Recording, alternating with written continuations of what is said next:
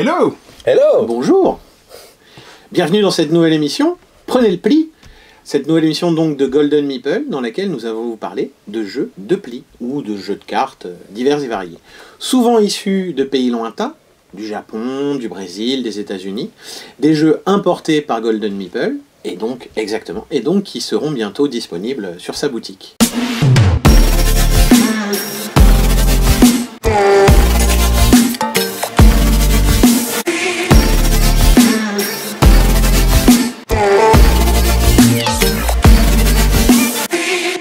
Pour cette première, deux invités exceptionnels. On a Jean-Charles, le champion des Incredibles, et on a Romain, que vous trouvez au Labo des Jeux. Sur la banquette arrière, dans la voiture ludique. Sur la banquette arrière des voitures ludiques.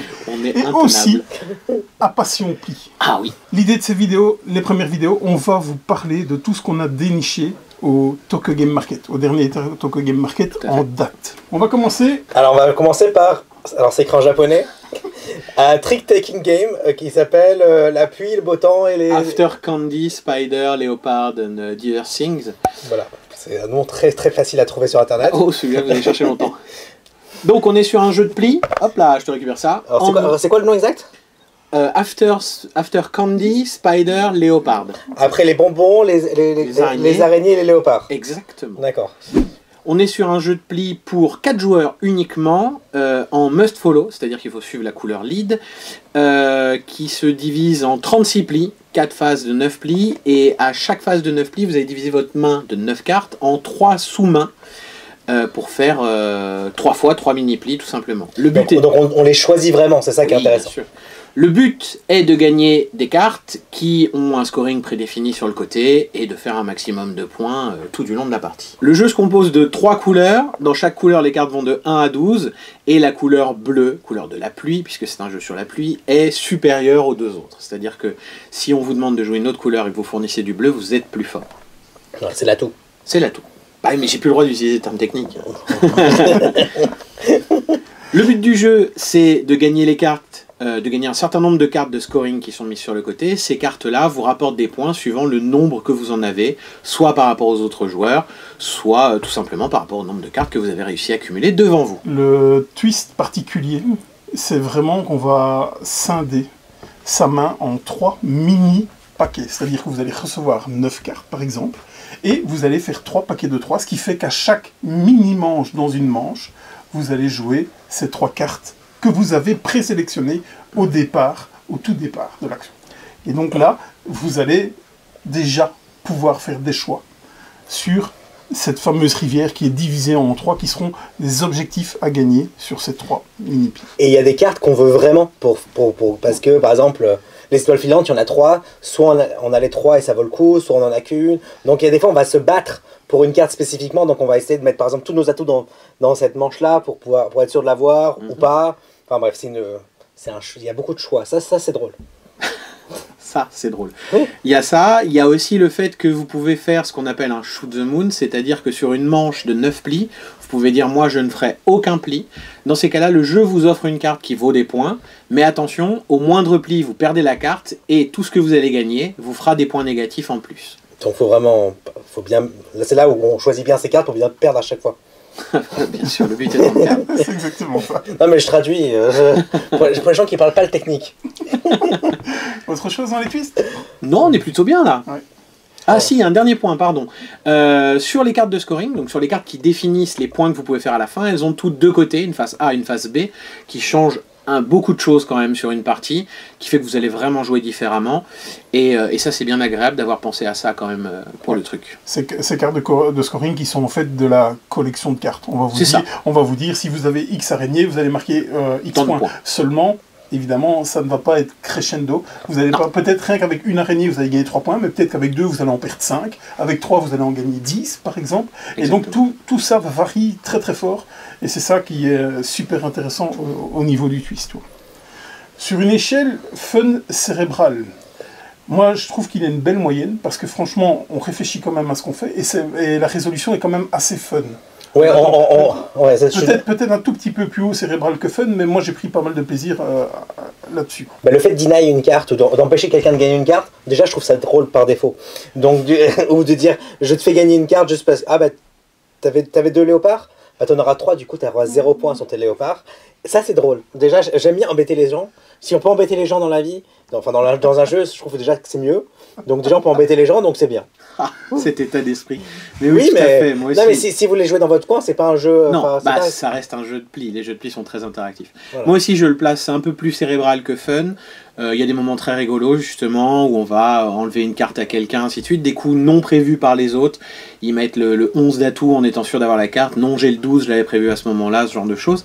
Dans le bon tiercé. Dans le bon pli. Exactement, au bon endroit, au bon moment. Mais il y a quand même ce côté division de la main qui peut prendre, allez, 1 minute ou 2 en début de manche, à savoir quelle carte je mets où. Et ce côté-là est très très intéressant parce que c'est une vraie phase de jeu. C'est ça. Et surtout, sa résolution est hyper intéressante. Maintenant que j'ai divisé ma main, je veux vraiment voir ce que ça va donner, ce que ça va faire et le résultat en fait que je vais obtenir avec ça. Une échelle aussi qu'on pourrait mettre, c'est le contrôle versus le chaos. Bah, je trouve qu'il y a beaucoup de contrôle bizarrement dans celui-là parce qu'on contrôle chacun de ses mains et on se dit s'il y a des choses qu'on veut, globalement on a 85% de chances de le gagner. Ah, on est sur les chiffres donc. Bah, j'ai regardé IFOP, INSEE. Écoute. Non, mais on a grande chance de gagner la carte qu'on veut si on veut le faire. Tu peux mettre toutes les chances de ton côté en tout cas. Mais il y a toujours une part d'incertitude parce qu'on ne sait pas ce que l'autre va faire. Exactement. Mais globalement, on peut se dire qu'on va le faire. Mais je le mets énormément aussi du côté contrôle puisque tu divises ta main en 3 sous-mains, donc tu peux te créer des coupes dans la première mini-main, des cartes d'une couleur que tu retrouves dans la deuxième et que tu n'as plus dans la troisième. Donc vraiment, c'est toi qui divises chacune de ces mini-mains comme tu l'entends. Et sur ça, tu as un contrôle incroyable en fait. Après, il y a du chaos dans le sens...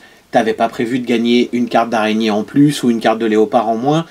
Quelqu'un vient te prendre la carte et t'avais pas prévu ça reste un jeu de pli, tu peux pas contrôler tout à 100%. Mais il est beaucoup plus contrôle que chaos pour moi aussi. Ouais, je suis d'accord là-dessus, beaucoup plus contrôle que chaos. Tout a déjà été dit, je pense là-dessus. 80%. Ouais. 85 on était. Ok, d'accord. Je m'adapte. Bien sûr. Alors, on en a pensé quoi? Qui commence? Allez, vas-y. Ce qui se passe, c'est que moi, je regarde la table. Moi, peu importe les jeux, je regarde, est-ce que les gens ils ont rigolé autour de la table, est-ce qu'on s'est amusé, est-ce qu'on a passé un bon moment. Moi, ce que j'ai vu, c'est oui. Donc non mais parce qu'il y avait un The Incredible autour de la table aussi, non, ça aide énormément à rigoler beaucoup oui, plus. mais des fois je suis autour de table ou des fois ça marche pas le jeu. Tout à fait. Et du coup ça... parce que tu fais la gueule. Peut-être. Mais en tout cas avec celui-là, en plus le thème est drôle avec avec la maîtresse qui dit sortez pas de l'école parce qu'il va pleuvoir des bonbons. Je dis d'accord, du coup tu sors. Des araignées, et des pumas, tu dis mais pourquoi il pleut des pumas? Des léopards. Ah, des léopards. Respecte le thème du jeu. Mais c'est drôle, on s'amuse. Tu vois, il y a un côté où on s'amuse, c'est drôle. Oui, il y a quelque chose que j'aime énormément, c'est un 4 only, 4 et 4 only, donc ça c'est ce que j'adore. 4 seulement. Ouais, quand les jeux prennent ce parti pris d'un nombre fixe, c'est vraiment quelque chose qui me plaît énormément. Et ici c'est le cas, c'est-à-dire que on joue pas à 3, on joue pas à 5, on joue pas à 2, on joue à 4. Et ça c'est quelque chose qui me plaît particulièrement. Après le jeu, j'aime beaucoup ce côté où je vais préparer mes mains et voir ce que ça donne par la suite dans la manche. Ça c'est quelque chose que j'apprécie énormément. Le fait d'avoir mis des côtés A et B sur les cartes de score qui t'expliquent que les léopards, c'est par paire d'un côté, c'est par trio de l'autre côté que tu fais les points. Ça aussi c'est quelque chose que j'aime énormément parce que ça mangeait pas de pain, ils l'ont fait, les deux côtés fonctionnent et ils fonctionnent vraiment bien. Avec un côté encore fun sur les étoiles filantes, il n'y en a que 3 dans le jeu. Si t'as les 3 du côté B, t'as gagné la partie. Donc 3 plis, fin de la game, si jamais les 3 étoiles filantes sortent dès le début. Mais par contre, si t'en as que 2, t'as moins 10 points. T'as moins 5 ou moins 10 points, ouais. Moins 10, ouais. Donc, et donc du coup, tu te dis, je vais y aller, et on te la pique la dernière. Et là, tu fais chez quelqu'un, et en même temps, tu le fais perdre 10 points. Mais donc, voilà. Donc mon impression, c'est que c'est vraiment un excellent jeu.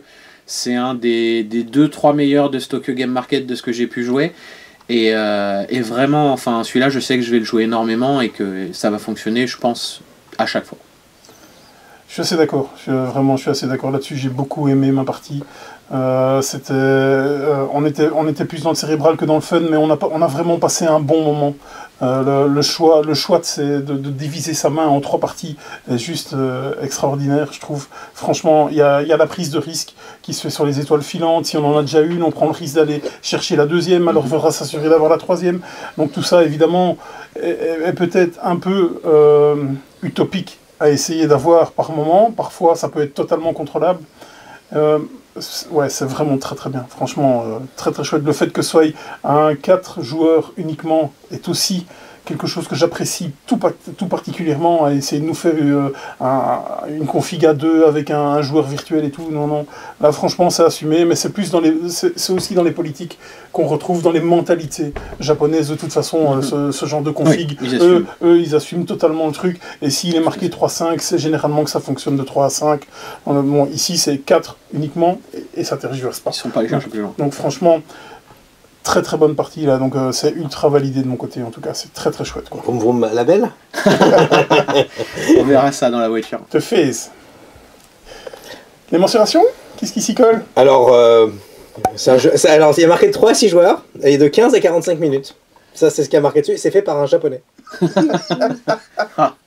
C'est mensuration, incroyable. Bah rien de plus. C'est écrit là par qui c'est fait, donc c'est écrit en japonais. Non, ne tente pas. Il y a un QR code pour vous aider. Mais oui, 3 à 6 joueurs, pour des parties, ouais, une demi-heure la partie, on va dire. Facile. Le but du jeu? Plus de points de victoire. Le plus de points. Il y a 2 modes de jeu. Il y a un mode rapide et un mode long. Dans le mode rapide, c'est d'avoir le plus de points sur la valeur faciale des cartes à la fin. Le mode long, il y a des points à chaque pli gagné. Moins intéressant déjà que l'autre l'est pas. Alors, bref, pas de spoil. Un petit spoil, mais j'ai pas compris le jeu. T'as pas besoin de dire le jeu, hein. J'ai pas compris, ça suffit. La mécanique? La mécanique. Must follow. Alors, ça dépend. Ça dépend. À part quand t'as des camemberts et après quand t'as des formes. Allez, je prends la main parce que vous racontez n'importe quoi, même si c'est loin d'être faux. Le jeu se divise en 5 phases et en fait, suivant les points de victoire accumulés par un joueur, on passe d'une phase à la suivante. On peut monter ou descendre en phase. Il y a un truc que t'as pas dit. C'est un jeu qui est basé sur les phases de l'eau. T'as l'eau qui boue, oui. L'eau qui gazeuse, liquide et solide. Sauf qu'il y a 5 phases oui, pour 3 états. Bref.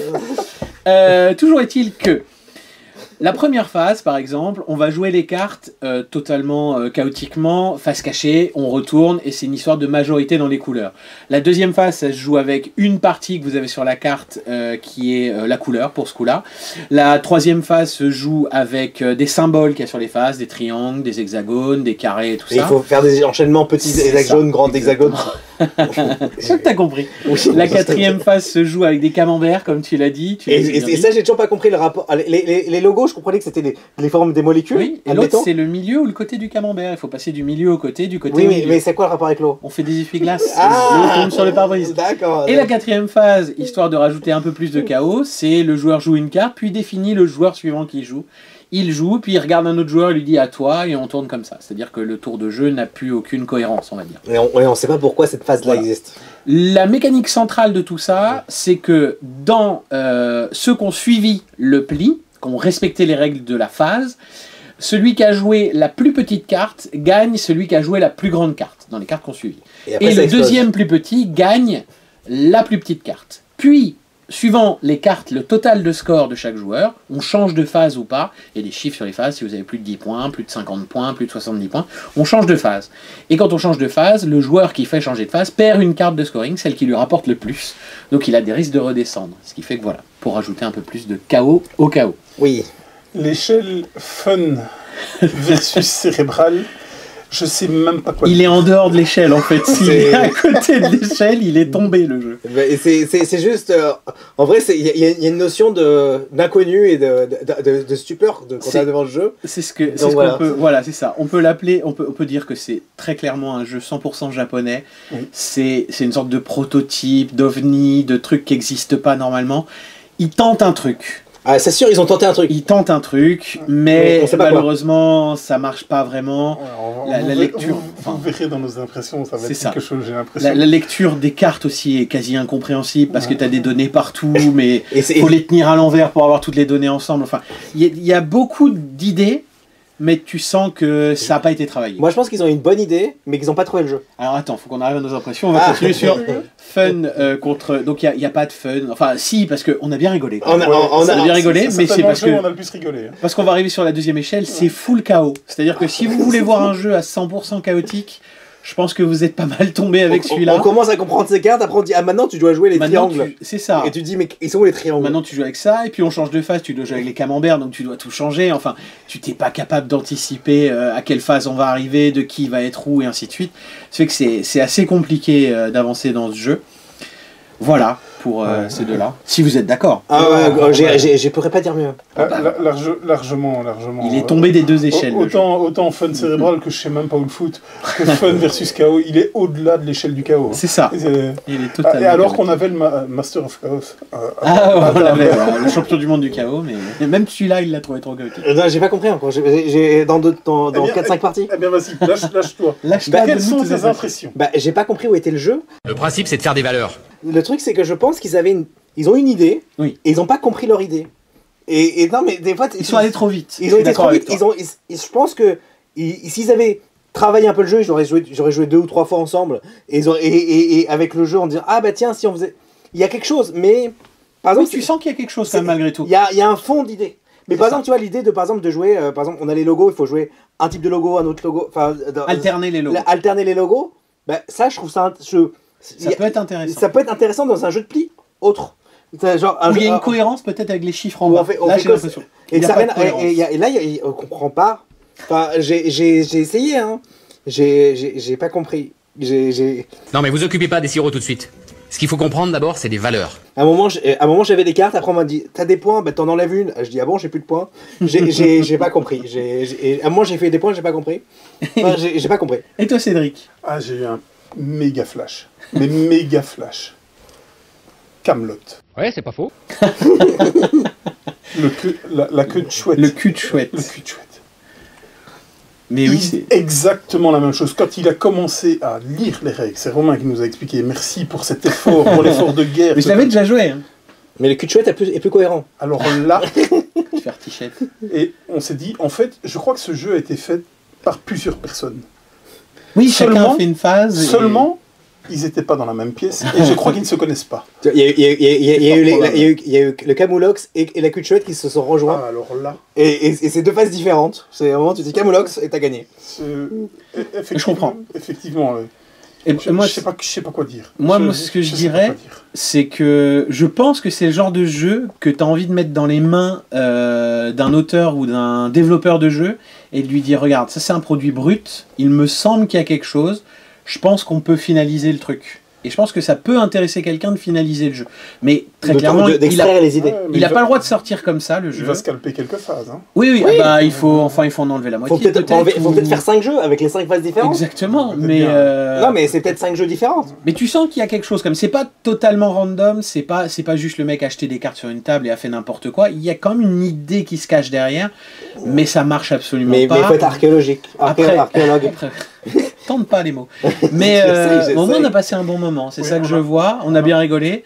Après, est-ce que tu achètes ce jeu-là pour rigoler une fois On a rigolé parce qu'on s'est moqué du jeu, ou parce qu'on comprenait pas ce qui se passait. On était là, c'est n'importe quoi. C'est pas le jeu qui nous a fait rigoler. Non, c'est l'ambiance, enfin c'est le fait que ce soit totalement random. On l'a joué à 6. Oui, aussi. Mais je l'ai joué à 3, hein, et c'était pas beaucoup mieux. Le sentiment général du jeu, je pense que je peux même parler pour les 3 qui sont pas présents dans la vidéo, c'est que personne n'a compris la finalité de d'où est-ce qu'on va et qu'est-ce qu'on veut. Qu'est-ce qu'on veut faire avec ça. Absolument. Et personne n'a compris ce que l'auteur essayait de nous transmettre quelque chose.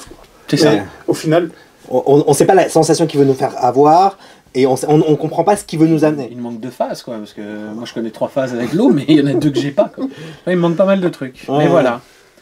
Bref, si vous voulez tenter un ovni, si vous avez jamais joué à un jeu qui n'existe pas, et même quand vous l'aurez le jeu, vous l'aurez pas parce qu'il n'existe pas. on a rigolé, mais vraiment beaucoup. Oui. Maintenant, c'est tellement jour dépendant là. Seulement chez Golden Meeple. Hein. C'était terrible. Cherry Window, les mensurations, Romain.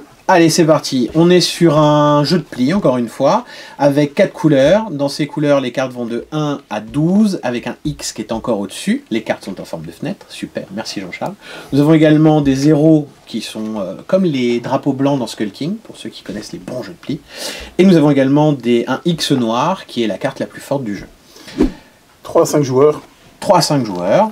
Et 30 minutes, 30-40 minutes. Ouais, voilà, ça va dépendre, puisqu'on joue un nombre de manches différentes selon le nombre de joueurs. Le but du jeu.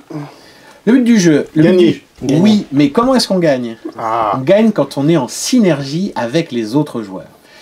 Le nom du jeu est tiré d'une expérience psychologique qui est l'expérience de, la Johari Window, qui est le fait de rentrer en communication avec quelqu'un d'autre, mais en vraie communication. Et donc pour ce faire, le jeu vous offre 4 mains de 3 cartes chacune. Vous avez une main que vous seul connaissez, une main que seulement les autres joueurs connaissent, une main que tout le monde connaît, donc qui est posée sur la table face visible, et une main que personne ne connaît, posée sur la table face cachée. On tient ces cartes comme ça, là. Ces 3 cartes-là, je ne les vois pas. Et après, j'en ai 3 que je vois et 3 que je vois pas. Donc des choses que moi je sais sur moi-même mais que les autres ne savent pas, des autres que les autres savent sur moi mais que je ne sais pas, des choses que tout le monde sait, des choses que personne ne sait, pas même moi. Voilà pour le thème. Comme ça, on va ça jusqu'au bout. Voilà. Donc, must follow. Tout à fait. Alors, c'est must follow, mais Oh là là, quand assez compliqué le must follow. Alors, non, must follow, donc on doit suivre la couleur. Oui. Par contre, si on ne peut pas fournir la couleur parmi toutes nos cartes, ça sera celui qui ne fournit pas la couleur, ça sera la plus petite carte de celui qui ne fournit pas les couleurs. Exactement. Donc, on fait un pli jaune, il y a un joueur qui joue violet, 2 joueurs qui jouent violet, il y en a un qui joue le 9 et un qui joue le 2, c'est le 2 violet qui gagne puisque c'est la plus petite carte des couleurs non suivies. Donc il y a tout un choix de quelle carte on... Ouais, ça j'aime bien. Les twists, et là c'est super intéressant. Le twist, c'est qu'on a 4 mains de 3 cartes, on a une main que nous seuls voyons, une main que seuls les autres joueurs voient, donc je la tiens et c'est les autres qui la voient. C'est ce qu'on sait sur lui que lui ne sait pas sur lui, c'est dans le thème. Une main que tout le monde voit, Tout le monde sait que Romain est. et une main que personne ne voit, pas même moi. Même pas Romain sait qui il est. C'est ça, exactement. Non mais c'est ça le thème. Tout à fait. C'est ça. Et donc avec ces 4 mains-là, qui sont à moitié connues de notre part, à moitié pas connues, Et que du coup les joueurs connaissent. On connaît la moitié de la main des autres joueurs. De tous les autres joueurs. Exactement. Ce qui amène un grand contrôle. Prendre l'avance sur la suite, mais c'est pas grave. Et donc avec ça, notre but, ça va être de faire autant de plis qu'un joueur sur lequel on va miser pour la manche. Je mise que je ferai autant de plis que Jean-Charles sur cette manche-là, tout simplement. Si je le réussis, j'enlève le cube que j'ai de la couleur de Jean-Charles du jeu. Je n'ai plus qu'à faire la même chose avec les autres joueurs autour de la table. Le premier joueur qui n'a plus de cube, ou au bout de autant de manches que le nombre de joueurs, celui qui a le moins de cubes, c'est lui le gagnant. Exactement. Et moi, ce que j'aime bien, du coup, c'est le twist qui arrive. C'est que concrètement, moi, j'aime bien le fait que Cédric gagne un pli. Moi, j'en ai pas, mais j'ai parié sur Cédric. Donc, je vais tout faire pour gagner un pli. Parce que, et du coup, et après, moi, lui, il avait parié sur moi. J'ai gagné un pli. Du coup, il va tout faire pour gagner un pli. Et il y a toujours cette course à comment je vais faire pour essayer de rattraper le pli de l'autre. Et du coup, ça crée une sorte de tension. Enfin, j'adore. Fun versus cérébral. Ah bah les deux. Alors, Ouais, clairement, ça s'équilibre, je pense. clairement Les non, deux. il est du côté fun. Et cérébral. Non. On peut compter les cartes. On ne compte pas de cartes cachées, Jean-Charles. Sachant qu'en début de manche, très important, tous les joueurs vont défausser 2 cartes de leur main. Donc si les joueurs en plus commencent à défausser des cartes que personne ne connaît, par exemple, tu peux plus compter, faut arrêter. Oui, mais t'as une idée, Il ne s'arrête jamais, le gars compte les cartes dans les boîtes fermées. Je le mets beaucoup En plus double du aveugle. côté fun. C'est vraiment un jeu qu'il faut jouer pour passer un bon moment. Et on le passe. Oui, on passe un très bon moment, Et mais il ne faut pas chercher à tout contrôler et tout diriger. Le dernier pli en général de chaque manche est extrêmement chaotique parce qu'il y aura toujours 1 à 2 joueurs qui ont encore des cartes face cachée. C'est impossible. Même si tu sais ce que c'est, tu peux rien y faire. C'est la dernière carte, tu peux rien y Bah, changer. comme dans beaucoup de jeux de pli. Mais Voilà. malgré tout, je pense qu'il n'est pas totalement fun et qu'il y a quand même une partie cérébrale, du moins en début de manche, vraiment. À savoir Oui, qui tu analyser. vas essayer de suivre. Essayer Absolument. en fonction des nombres de cubes que tu vas rester. Et en fonction des informations que tu vois. En fonction des informations que tu vois. À part après, ça devient. Bah, C'est bien fun. C'est pour ça qu'il y a les deux. C'est ça Ce côté course à l'échalote où on se court les uns après les autres, là, c'est quand même assez incroyable. Et c'est ça qui fait le truc en disant ah t'as gagné le pli. Comment? Mais pourquoi tu gagnes 4 plis? Mais je te suis. C'est pas possible. Donc et en plus toi tu vois que lui il a des X noirs dans la main. et que, du coup tu sais qu'il va gagner des plis, tu dis mince comment je vais faire pour m'en sortir. Enfin c'est à ça qui est bien. On arrive sur donc la deuxième échelle. Ouais. Contrôle versus Ah chaos, bah quoi. vas-y. Alors Jean-Charles, on Vas-y, est où? vas-y. T'étais seul contre la Terre, hein, entière. Vas-y. Exactement. Concrètement, au début de la manche, tu vois la moitié des cartes. Chose que dans les autres plis, normalement, t'as que tes Tu 5. vois un quart des cartes. Normalement, Enfin, si t'es 4 joueurs, tu vois ta main, quoi. Donc là, tu vois 2 fois plus de cartes que Tout dans à un fait. jeu de plis traditionnel. Donc il y a beaucoup plus d'informations que t'as. Oui. Donc il y a plus de contrôle que dans la plupart des jeux de plis. Non, mais juste la démonstration est parfaite. Après, et en plus, t'as des Après, en cours de manche, tu te retrouves avec que des cartes que tu ne connais pas. C'est-à-dire que tu as tes 3 cartes face cachée devant toi et tes 3 cartes que toi ne vois pas dans ta main. Donc tu vas Oui, jouer 6 fois sans savoir ce que tu fais. mais en fonction des gens, comment les gens ils ont parié sur toi, tu as une idée sur ce que les cartes que tu montres. Bah, bien sûr, ils connaissent les cartes que tu as posées. Non, face mais, cachée, non, mais, personne connaît. oui, non, mais les cartes ici, ils ont une idée. Donc tu paries, tu sais à peu près ce que t'as. Et Très clairement, il est du côté KO. Il n'est pas du côté contrôle. en tout cas, on rigole bien. Mais le truc qui va aussi dans le thème, parce que ça va aussi dans le thème, c'est que tu as l'impression de devenir un peu fou en jouant à ce jeu.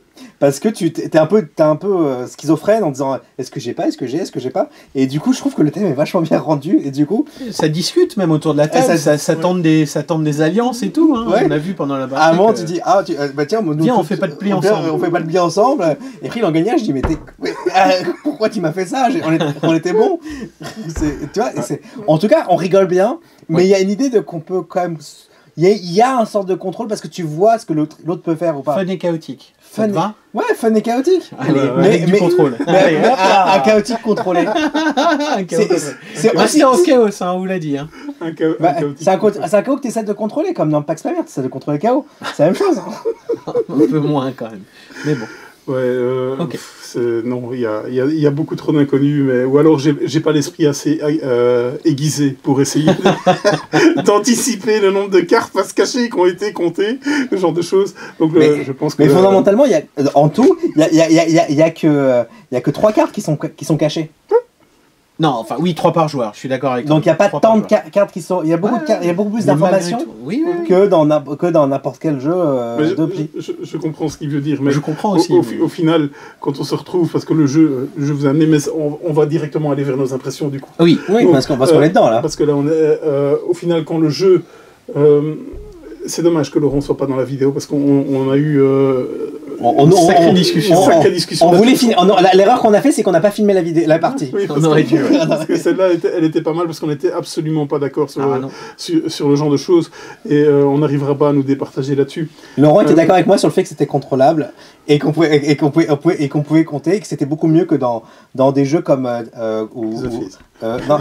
non, pas The Fizz, le jeu Gumitrix. dans Gumitrix, parce que là dans Gumitrix c'est des points que tu trade off. Là c'est une victoire ou une non-victoire. Donc du coup, et vu que tu veux avoir le même nombre de victoires, c'est là où c'est intéressant. Donc par exemple, quand tu défausses un 12 de ta main, c'est parce que tu veux garder un 2 dans ta main pour Pour faire un pli. faire un pli. Donc tu as plein de micro-choix. Et donc c'est vrai qu'il y a bref, t'as des informations. Mais c'est super intéressant, ce genre de choses, d'essayer de faire le même nombre de plis qu'un autre joueur est super intéressant. Oui. Personnellement, j'avais pas encore vu ça dans un autre jeu de plis, et je trouve ça vraiment très très intéressant. Par contre, il y a des situations de jeu qui vont faire que on risque de jouer ces 6 dernières cartes pratiquement à l'aveugle. Parce que le jeu nous a amené comme ça, on a été obligé de suivre, machin, bazar, et donc au final... Là, on s'en remet quand même à un vache de pile ou face quand même. Hein. Bah, comme dans plein de jeux de pli, ou des fois... Ouais, mais là, t'as vraiment aucun contrôle, Jean-Charles. Tu sais absolument pas ce que tu joues. Mais dans beaucoup de jeux de pli, tu te retrouves à dire je joue parce que j'ai eu aucun choix. Parce que... Moi, j'y vois un contrôle et un côté comme ça, comme tu as dans Skydenfreude, c'est-à-dire que dans Skydenfreude, t'as vraiment l'impression que t'es en train de gérer ton truc, mais c'est les autres joueurs qui font que tu vas gagner ou pas gagner un pli, qui vont te faire gagner des points ou pas. C'est vraiment quelque chose qui s'équilibre entre les joueurs. Et là, c'est vraiment la même. C'est là où le contrôle. C'est que l'équilibre et le contrôle vient du fait que la table essaye d'avancer en gros un petit peu quand même dans le même sens. Et que si un joueur fait trop de plis, ça déséquilibre et ça devient n'importe quoi. Et dans Skydenfreude, c'est un peu la même. C'est pour ça que dans Skydenfreude, tous les joueurs finissent à peu près dans les mêmes zones de points. Il y en a un qui dépasse les 40. Bref, vous regarderez la vidéo sur Skydenfreude. Et les autres finissent dans les 30-35. Parce que tout le monde essaye de viser cette zone-là. Et là, c'est la même chose. On essaye de viser le même nombre de plis. Tous qu'on ait le même nombre de plis. Et c'est ça qui fait que le jeu fonctionne, qu'il marche plutôt bien et que on passe un très bon moment. Le seul défaut du jeu, c'est qu'il est impossible à sleever. Hein. Tu peux, mais après... Non, mais c'est parce que si vous trouvez des sleeves comme ça, contactez-nous, on les cherche. Mais tu fais des sleeves carrés, elles dépassent sur le Non, côté. non, mais des sleeves comme ça, moi, je veux des vrais. Oh là là, avec des fermetures zippées. Ah oui. Allez. Non, mais mettez des commentaires si vous les trouvez, comme ça on les commandera pour vous. On est très intéressé par vos retours, si vous avez eu l'occasion de les jouer, parce que il y a certains jeux qui ont pas mal divisé, il y a certains jeux sur lesquels on était totalement raccord. Oui. Donc ici, on a eu en fait pratiquement 3 jeux où on était soit totalement divisé, soit totalement raccord. Absolument. Donc là c'était quand même... Celui-là, tout le monde, tout le monde est d'accord que c'était génial. On va aller chercher Dylan en vitesse et tu vas voir que non. Bah, Dylan, il a pas compris. Il a pas voulu jouer avec nous. Et donc c'est pour ça que The Phase est pas bon, parce que t'as pas compris. Quand les gens comprennent pas, c'est... Ça doit être ça. Hein. Ok, d'accord. Et ça se trouve, quand quelqu'un qui va vraiment nous l'expliquer bien, il va dire ah ouais, on n'a pas fait, compris les phases. Et c'est de l'eau bouillante, c'est pour ça que ça nous brûle les mains. Tu vois, faut comprendre. Mais bon, toujours est-il que ouais, ce qui est bien, c'est que c'est vraiment des jeux très atypiques. Des jeux avec des vrais partis pris, que ce soit en nombre de joueurs, que ce soit sur des règles très particulières. Ici, quand on ne suit pas la couleur, c'est la carte la plus faible qui vient gagner, ce qui est très étrange au premier abord, mais qui marche vraiment bien. Ce qui équilibre vraiment le jeu, bizarrement. Et c'est des choses qu'on voit très rarement, et c'est ça qui fait la qualité, je trouve, de ces jeux-là, en fait. Des vrais choix. C'est ça. Et surtout, ça te sort de ta zone de confort. T'es tellement habitué à poser des meeples pour de la pose d'ouvrier, à faire du deck building, à faire des mécaniques, où ça tourne à peu près toujours de la même manière. Là, ils proposent vraiment quelque chose où tu te dis à la première partie, tu fais ok, la première je débroussaille et après je vais vraiment voir ce qui se passe. Ouais, y a de quoi creuser. Après je vais creuser, exactement. Merci à vous d'avoir fait le déplacement pour cette première d'une série. Spoiler alert, pour cette première d'une série. Donc vraiment merci de nous avoir rejoint et amené votre expertise là-dessus. Donc merci beaucoup. On clôture ce premier chapitre. Bien sûr. On like, on commente. On fait le youtubeur. Ouais. La cloche. Vous achetez sur Golden Meeple. La chaîne des Incredibles, le labo des jeux, la chaîne des recettes ludiques et les voituriers. Et des voituriers ludiques. La banquette arrière. Bien entendu, la célèbre banquette arrière. Et prenez le pli. Et prenez le pli.